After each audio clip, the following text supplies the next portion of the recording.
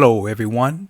Welcome to a Follow Me report from the Third Rubin channel, where we'll go over various articles, old and new, the latest along with the archived. Now, today I have a recent article dated October 9th, 2023, but of a 2007 archived crime from the Criminal Journal. So this one I hadn't heard of until yesterday. Just goes to show so many crimes are happening, some which may or may not even hit national news. I can't even remember this one. Maybe some of you have heard of it. I haven't even heard of this one. But I'm bringing this one to you today. So let's get into the article. Christopher Vaughn is behind bars for deleting his wife, Kimberly, and their 3 children, Abigail, Cassandra, and Blake, inside their sports utility vehicle in Will County, Illinois. Now, I just wanted to let you know that I'm going to be using a different word here. I'm not going to say certain words, but I just want to make sure that I don't upset the YouTube violations policy on word use. I know that some words you have to be careful about using, so I'm going to be using the word deleting to describe that other word. So continuing on June 14th, 2007, law enforcement officers were dispatched to a service road near Interstate Highway 55 in Shanahan Township, about 40 miles southwest of Chicago. When they arrived on the scene, they found Kimberly, 34, deleted inside the family's red Ford Expedition. Her body was in the passenger seat, and she had been discharged once in the head. Authorities also found her children, Abigail, 12, Cassandra, 11, and Blake, 8, deleted in the back seat. Each child had been discharged twice.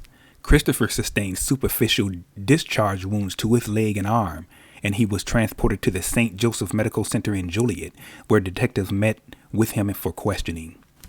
Now, anytime you have a spouse, and especially a whole family, deleted, but you have only superficial wounds, now that's already smells fishy to me.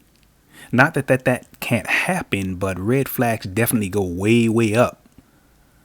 Continuing on, he told detectives that he and his family, originally from Missouri, left their home in Oswego before dawn.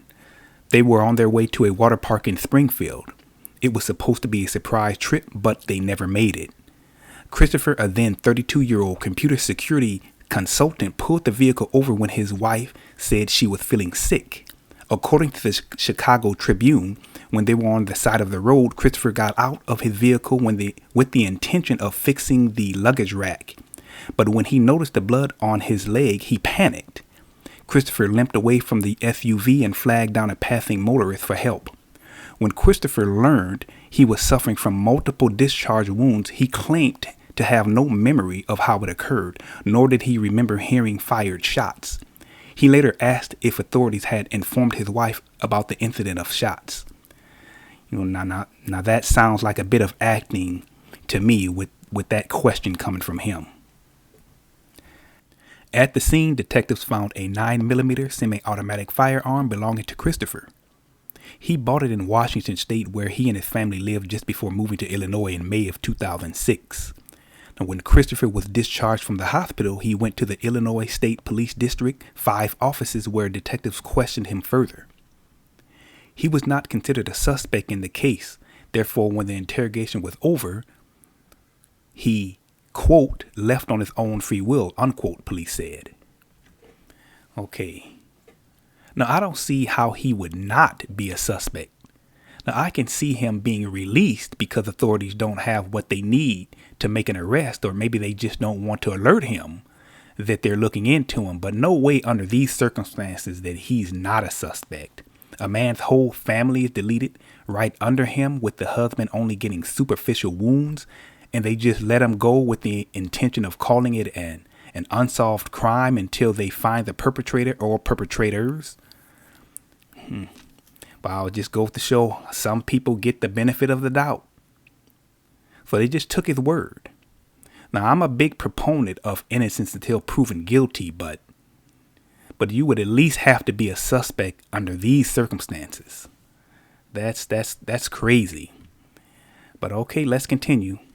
Christopher later became their prime suspect when they interviewed multiple witnesses and ascertained incriminating evidence on his computer and phone records. Evidence at the scene also suggested that Christopher was the firearm discharger. Investigators said they, quote, used DNA analysis to examine blood splatter patterns and have also looked at cartridge trajectories and firearm powder residue, unquote. An investigation led police officials to believe that Christopher put the firearm under Kimberly's chin and discharged it. He then deleted Abigail and Cassandra while they were sleeping. It was reported that he deleted Blake as he was raising his hand in an effort to protect himself from the shot. Wow, the mental image of that is heartbreaking. That is horrendous for a father to do that to his children, to his wife and kids, to his whole family. That's just horrible and horrendous. Hard to read this. On June 23rd of that same year, officers arrested Christopher at a funeral home in St. Charles, Missouri, just hours before the memorial service for Kimberly and her children. Yep, it sounds like investigators decided that they weren't going to let the man that they felt had deleted his entire family go to that memorial service. Seems like they saved that sanctuary from his presence altogether. Rightfully so. I agree with that one. Christopher was initially held at the St. Charles Detention Center, where he was isolated from the other inmates until he was extradited to Illinois. Oh my goodness. If those other inmates had gotten hold of him with them knowing what he was accused of, they wouldn't have made it to that courtroom. It wouldn't even got that far. He would have endured all 9 circles of HELL. When he arrived in Illinois, Christopher was booked into the Will County Jail, where he was held without bond and placed under suicide watch. He was charged with 8 counts of first-degree deletion, 2 for each person he deleted. The Dispatch reported that the following month, Christopher was indicted on 4 counts of first-degree deletion. 4 of the 8 first-degree deletion counts were dropped. In July 2007, he pleaded not guilty to the charges. During a hearing in September 2007, Christopher learned that prosecutors would pursue capital punishment if he were found guilty. He apparently showed no emotion after hearing the announcement. During the trial, which lasted nearly 6 weeks, Christopher remembered what happened. He said Kimberly had deleted their children before turning the weapon on herself.